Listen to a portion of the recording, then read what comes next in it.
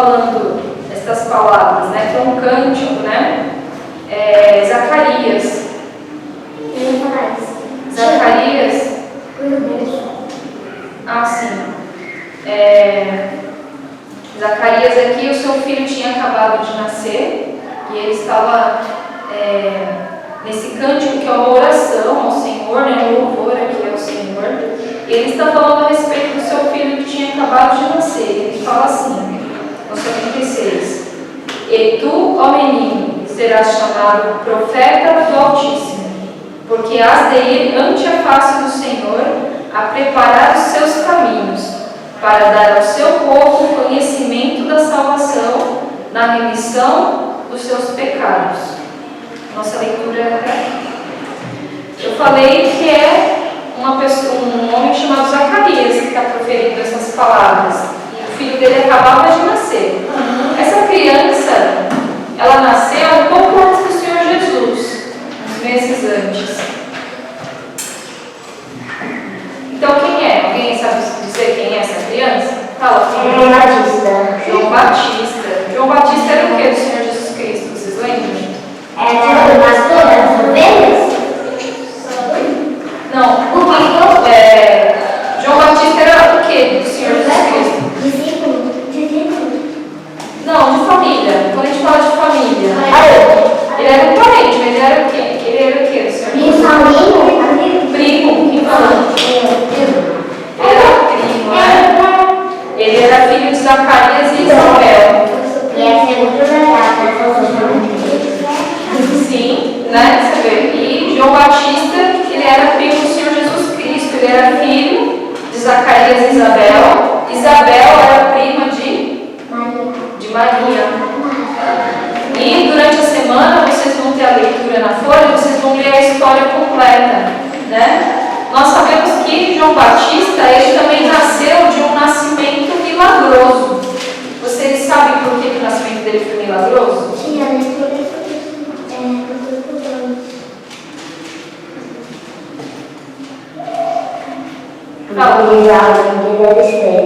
Porque isso, ela era também já muito idosa também, né? Eles eram já um casal de idosos, né? Não podiam ter mais filhos.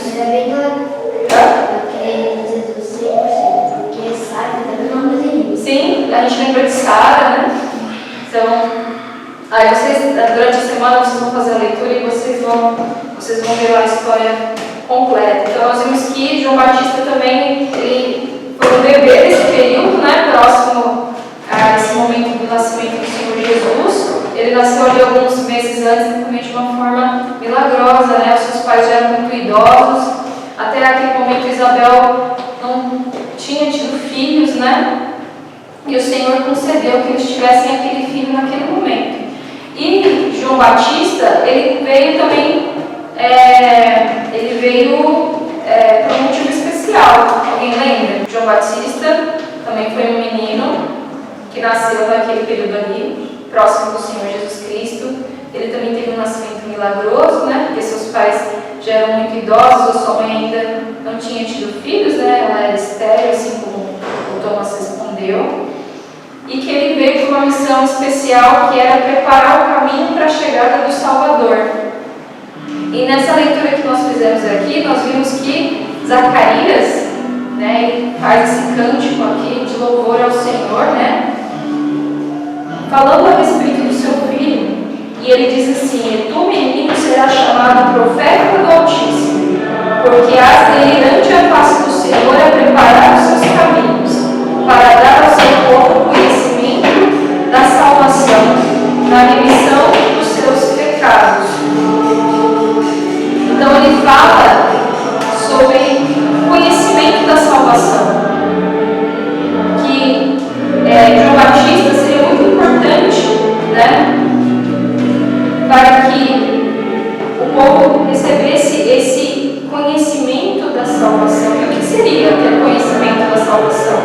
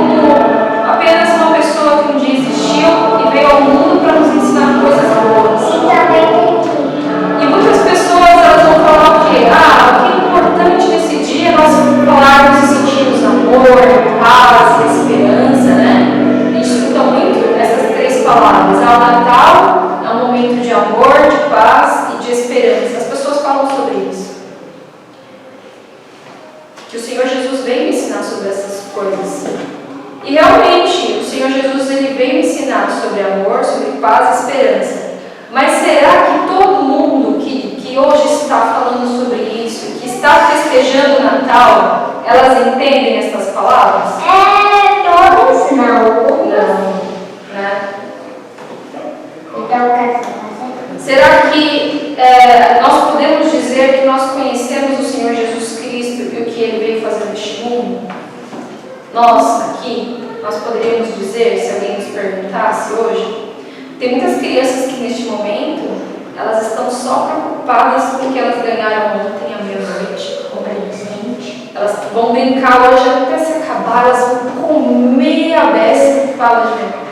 E também fizeram uma lenda sobre o Cronos. Quem fizesse tudo mal, o Cronos ia pegar ela, um monte de corrente para o dele, e vinha e amarrava uma criança e levava para o céu. Que terrível, que história mais terrível. Mas ele sabia o Natal ou fora do Natal? E ele ajudava. Hoje em dia tem tantas histórias, crianças, que, assim, para dar um novo sentido para o Natal. Por quê? Porque o mundo não quer mais pensar no Senhor Jesus Cristo. O mundo não quer mais falar sobre Ele. Então o Natal vira tudo, menos o Senhor Jesus Cristo. Por isso que hoje muitas pessoas estão nesse sentimento, elas estão envolvidas com essas coisas, mas elas não vão falar sobre o Senhor Jesus. Elas vão até falar sobre amor, sobre paz, sobre esperança. Nós temos que ter esse sentimento, nós temos que cultivar esse sentimento entre nós, seres humanos, mas será que realmente nós entendemos essas palavras? O que é amor, o que é paz, o que é esperança? Eu sei o que é amor, paz e esperança. O que é, Benjamin? Assim, amor. A tia vai avançar um pouco aqui na aula e aí depois nós vamos poder conversar mais a respeito. A Bíblia, ela fala muito sobre o amor, é o livro que mais fala sobre o amor. Só que o amor hoje em dia, já há muito tempo, e principalmente hoje, ele não é nos ensinado da maneira verdadeira. Porque o amor, ele traz o quê? O conhecimento da salvação. Quando nós falamos sobre salvação, nós estamos falando de amor, mas do amor de Deus, do Deus vivo e verdadeiro. E como é que Deus, ele demonstra o seu amor para com os homens, para a raça humana, para nós pecadores? Como é que Deus mostra o seu amor? É apenas um abraço, trocas de presentes, bons sentimentos, essas coisas, elas são boas, as pessoas ficam felizes, mas como Deus demonstra seu amor? É que ele virou mundo para salvar as pessoas? Sim. Deus, ele envia o seu Filho, o Senhor Jesus Cristo. Exato. Para que ele venha a esse mundo, ele tome uma forma de homem. Crianças, presta atenção na tia. A tia está ensinando algo muito importante. Ele manda o seu Filho ao mundo e o Senhor Jesus Cristo ele vem como um bebê. Né? Ele já não veio, né, como um homem forte, poderoso, Bonito. Né? Sim, bonito. Ele nasceu como um bebê frágil, pequeno, como todos nós nascemos um dia. Ele precisou ser criado, cuidado por uma família, ele cresceu, ele passou por todos os problemas que nós passamos. Ele sentiu fome, ele sentiu frio, ele sentiu tristeza, ele teve que trabalhar, ele teve que aprender. Ele já aprendia a palavra de Deus desde muito pequeno, ele conhecia as Escrituras. Só que ele, ao contrário de nós, ele não tinha pecado, ele nunca pecou. Desde criança, nós ouvimos dizer que o Senhor Jesus, ele era obediente a seus pais e a nada lhes respondia. Então, se nós pensarmos que o Senhor Jesus, ele nunca teve pecado, que criança ele era, né? Aquela criança que não trazia tristeza para os seus pais, nem para aqueles que viviam ao seu redor. Era aquela criança que convivia bem com outras crianças, né? Era aquela criança que queria servir a Deus, que amava já o Senhor desde pequeno. E ele cresceu e ele tomou sobre ele a culpa dos pecados das pessoas que um dia se arrependeriam dos seus pecados. E ele pagou na cruz. A morte do Senhor Jesus foi um castigo que era nosso e ele tomou o nosso lugar. Por Porque os nossos pecados merecem um castigo. O castigo pelos nossos pecados, o que é o castigo pelos nossos pecados? Fala, a morte eterna. A morte física, porque um dia nós vamos morrer, isso é verdade, nós não vivemos para sempre, mas a nossa alma, ela continua depois da nossa morte. E se nós não temos o perdão dos nossos pecados, nós vamos para o inferno. Então o Senhor Jesus, quando Ele morre na cruz, Ele toma toda a culpa causada pelos nossos pecados e Ele paga por ela ali, com o sofrimento dele na cruz. Então, se nós vamos ao Senhor Jesus, tristes pelos nossos pecados, sabemos que nós pecamos mesmo pequenos, e confiamos que Ele pagou já a nossa dívida, então nós temos perdão de pecados, perdão. E aí, qual a outra palavra que a tia falou? Eu falei de amor, e agora é paz. Paz. Paz é uma palavra maravilhosa, né? Quando nós pensamos em guerra é algo muito triste, muito bonito. O que nós queremos? Paz. Né? Nós queremos que os povos se deem bem, convivam bem. Paz, paz entre amigos, que os amigos nunca briguem, as famílias. Né? Nós queremos ficar em paz. Nós queremos ter paz, tranquilidade, sossego, né? Mas quando tem esses barulhos bem pesados. Sim, é um tipo de paz, não é? Como é ruim dormir, tentar dormir à noite e não conseguir, né?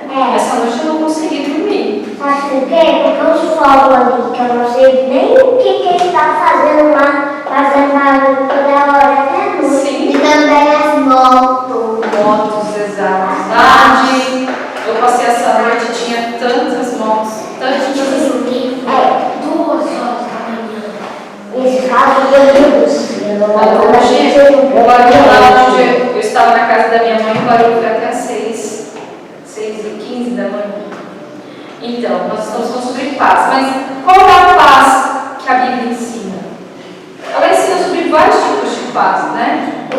Mas a paz que Deus, que é o conhecimento da salvação, nós estamos falando, lembra? Né, que João Batista ele veio preparar o caminho da vida do Senhor para trazer o conhecimento da salvação. Então agora nós estamos falando daquilo que Deus ensina. Então nós falamos sobre amor, agora sobre a paz. Sabe a paz? Qual que é a paz que Deus fala? A paz eu acho que é o silêncio total. É um tipo de paz. Mas nós estamos falando da paz, a paz de Deus. É uma coisa. Quando nós dissemos assim, você tem a paz de Deus? Muitas pessoas vão falar assim, eu tenho, por quê?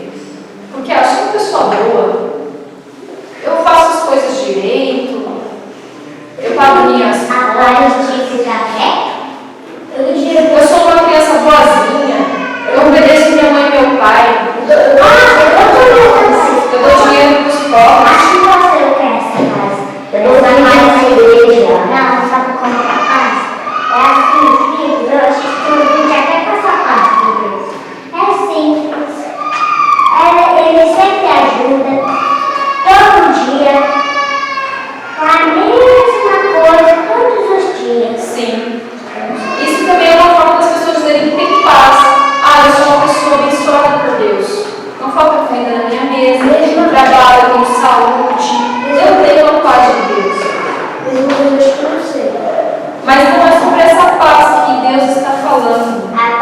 A paz que Deus está falando tem a ver com o que nós falamos agora sobre o amor. O amor de Deus é o Senhor enviando o seu Filho ao mundo para que ele viesse como um homem e morresse pelos nossos pecados, para que a gente tenha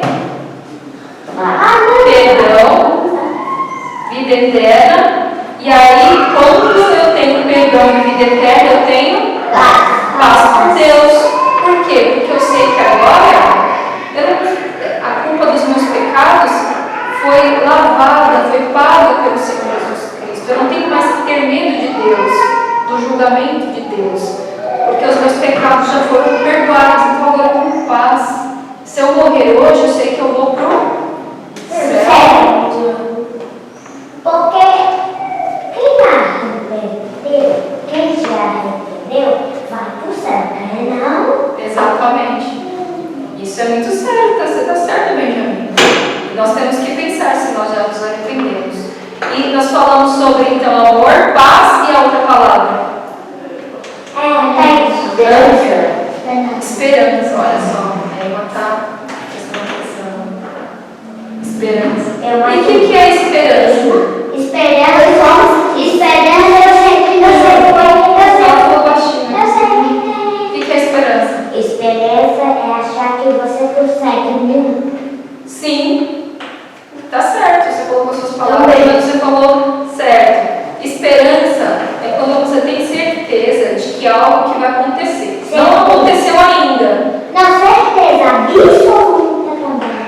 Mas você tem certeza que aquilo vai acontecer, ainda não aconteceu.